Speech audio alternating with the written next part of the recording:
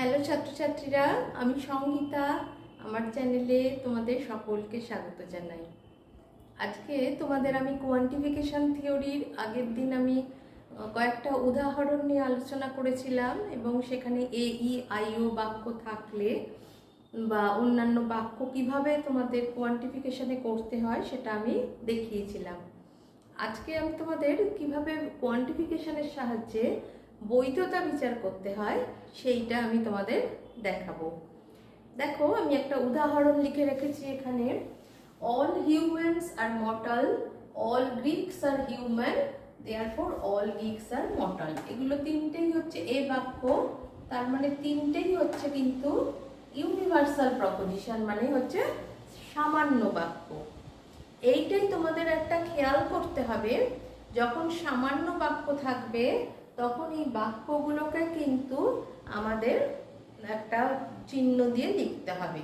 তা সবার প্রথমে আমরা কোয়ান্টিফিকেশন করতে গেলে সামান্য বাক্যকে কিভাবে করি দেখিয়েছি, এই বাক্যকে সেইভাবে আগে আমি কোয়ান্টিফিকেশনের এইগুলো আমি আগে লিখে নেব। তাহলে প্রথমে হচ্ছে অল হিউম্যানস অ্যান্ড মর্টাল। তা আমরা কি সামান্য বাক্যের জন্য আমরা কি লিখি? এক্স লিখি। তা আমরা এক্স লিখলাম। তারপরে হচ্ছে হিউম্যানের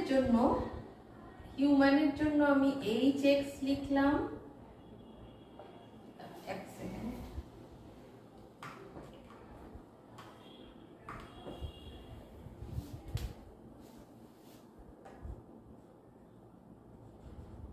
হিউম্যানের জন্য আমি এইচ এক্স লিখলাম।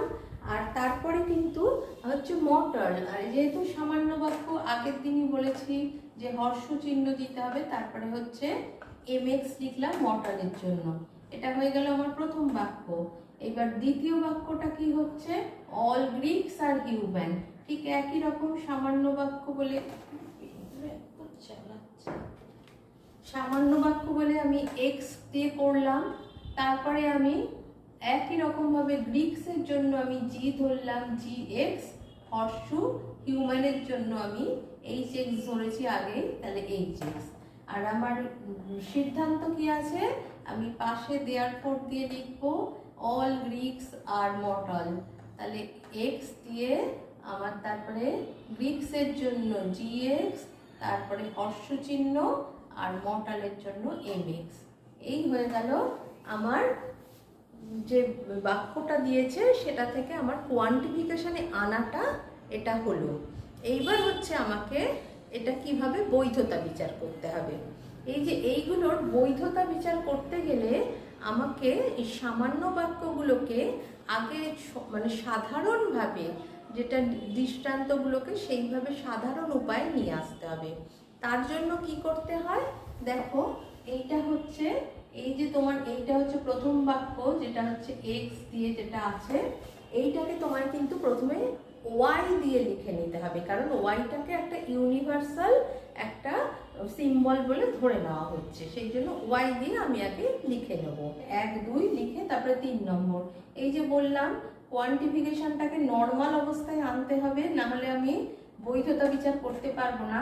এই জন্য এক্স এর জায়গায় সামান্য বাক্য থাকলে সব সময় ওয়াই দিয়ে লিখতে হবে। তাহলে এইচ ওয়াই হর্ষ হচ্ছে এম ওয়াই। তারপরে পরেরটাকেও একইভাবে লিখতে হবে, জি ওয়াই হর্ষ এইচ ওয়াই। দেখেছো? এইভাবে তোমাদের কিন্তু আগে প্রথমে লিখে নিতে হবে। লিখে নিয়ে লাস্টে কিন্তু আবার আমি এটাকে চেঞ্জ করব। এই যে এইগুলো করলে, এটা কি করলে সেটা তো তোমাকে প্রথমে লিখে নিতে হবে। তা সেইটা হচ্ছে তোমার এখানে লিখতে হবে। তুমি এটা কি করলে? একের হচ্ছে ইউআই করলে, আর এটা হচ্ছে 2 এর করলে তুমি 2 এরও কিন্তু এটা ইউআই করলে। এইবার দেখো তোমার সিদ্ধান্তটাই চেয়েছে জি এক্স হর্ষ এম এক্স, তার মানে জি এক্স এই যে হর্ষ এই যে এইচ ওয়াই যদি এইচ এস করে মিলে যায়, তার থেকে কিন্তু আমি জি ওয়াই হর্ষ এম ওয়াই পেয়ে যাব। আমাকে এই যে এইগুলোর ক্ষেত্রে তার মানে যেটা বলতে চাইছি, কি বলা হচ্ছে, আগে তোমাকে চিহ্ন ওই কোয়ান্টিফিকেশন এক্স যে কোয়ান্টিফিকেশন চিহ্ন সেটা তোলার জন্য আগে তোমাকে একটা জেনারেলভাবে সামান্য বাক্য থাকলে ওয়াই দিয়ে করে নিতে হবে। তারপরে তোমাকে আবার কিন্তু লাস্টে গিয়ে যেটা তোমার সিদ্ধান্তে আছে সেই রকমভাবেই আবার এক্স দিয়ে লিখতে হবে।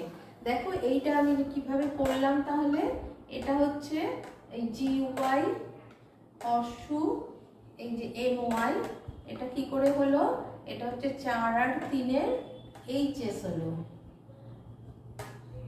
এরপরে আমার তো সিদ্ধান্তটা এইটা কিন্তু আমার এসেই গেছে, এইভাবে আমাকে তখন আবার লিখতে হবে। তখন সেটা লেখার সময় আবার তোমাকে এক্স দিয়ে সিদ্ধান্তটা যেমন ছিল জি এক্স হর্ষু এম এক্স, এইটা কিন্তু লিখতে হবে। এটা কি হয়ে গেল, এটা হলো 5-এর ইউজি মানে ইউনিভার্সাল জেনারেলাইজেশন হয়ে গেল। এখানে 5-এর ইউজি মানে ইউনিভার্সাল জেনারেলাইজেশন। আমি একটা সামান্য বাক্যের উদাহরণ নিয়ে দেখালাম, যে পরের দিন আমি আবার একটা বিশেষ বাক্যের উদাহরণ নিয়ে দেখাবো যে সেখানেও কি করতে হয়, খুবই সোজা। তা জিনিসটা কিন্তু এইভাবে করতে হবে, ঠিক আছে? আজ তাহলে এই পর্যন্তই। ভালো লাগলে অবশ্যই সাবস্ক্রাইব।